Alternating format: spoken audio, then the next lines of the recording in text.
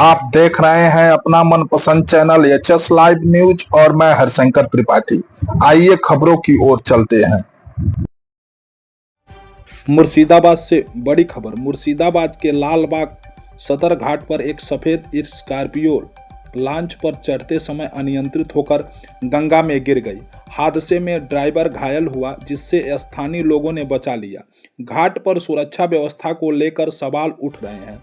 लोगों का कहना है कि बड़ी लॉन्च हटने के बाद कारों और यात्रियों को एक साथ छोटी लॉन्च से पार कराया जा रहा है, जो खतरनाक है। प्रशासन की ओर से अब तक कोई बयान नहीं आया है। ज़्यादा जानकारी के लिए आइए देखते हैं हमारे संवाददाता सम्राट मुखर्जी की यह पूरी रिपोर्ट। গাড়ি পড়ে গেল, এরপরে কি বলবেন? দেখুন, আমরা আগাগোড়াই দেখছি, এটা প্রায়ই হয়, এটা নতুন কিছু নয়, এটা আগাগোড়াই হচ্ছে, এখনো হবে।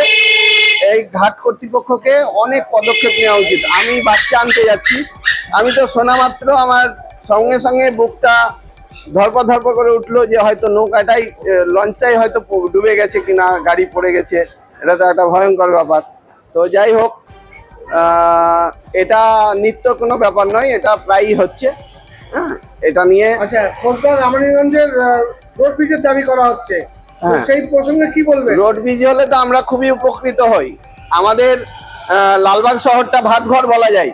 আমরা রুরালের বাসিন্দা, ডাহাপাড়া অঞ্চলের স্থায়ী বাসিন্দা। আমরা এক রেলগেট, দুই হচ্ছে আমাদের এই গঙ্গা পার। আমরা খুবই সংশয়ের মধ্যে আছি।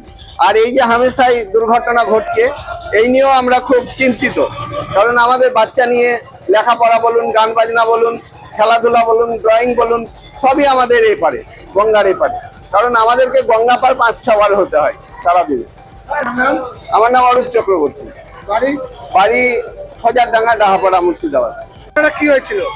ঘটনাটা বলতে গেলে এটা লালবাগ সদরঘাট, যান চলাচল এই ঘাটে প্রচন্ড হয়। তো ওরা ছোট নৌকায় একটা টাটা সুমো স্করপিও পারাপার করছিল, যা কোনো মতে ওই ছোট নৌকাতে পারাপার করা অযোগ্য।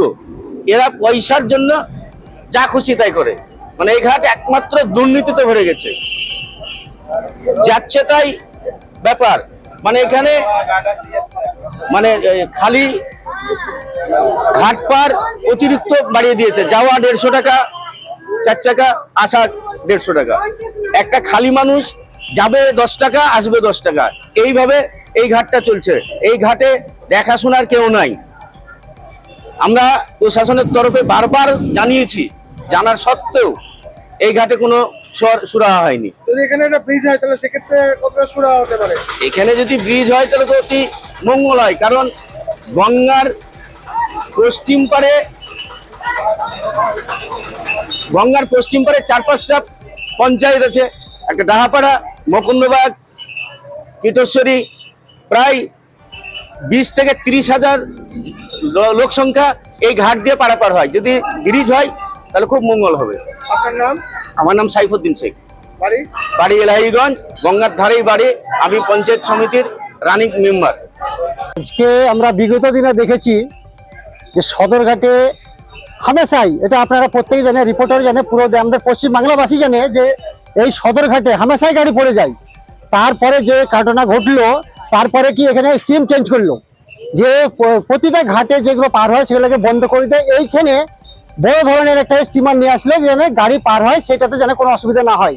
তারপরে সেইটাকেও হটিয়ে দিল। তারপরে যে একটা ছোট করে পার করছে, তাতে হামেশাই এরকম এই ধরনের ঘটনা ঘটছে। এবং যে নৌকাতে স্টুডেন্ট পার হয়, সেই নৌকাতে কি করেছে তারা এই গাড়ি চাপায়, আর তারপরে কি ধরনের এই ধরনের ঘটনা ঘটে।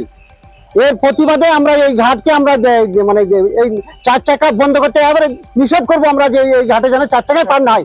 হামেশাই হচ্ছে এই ঘাটে, কেন হবে? আর আমরা মানে এরপরে আন্দোলনে নামবো, যে এরপরে যেন সব ঘাটে যেন 4 চাকায় পার হওয়ার জন্য একটা পরিস্থিতি ঘটে।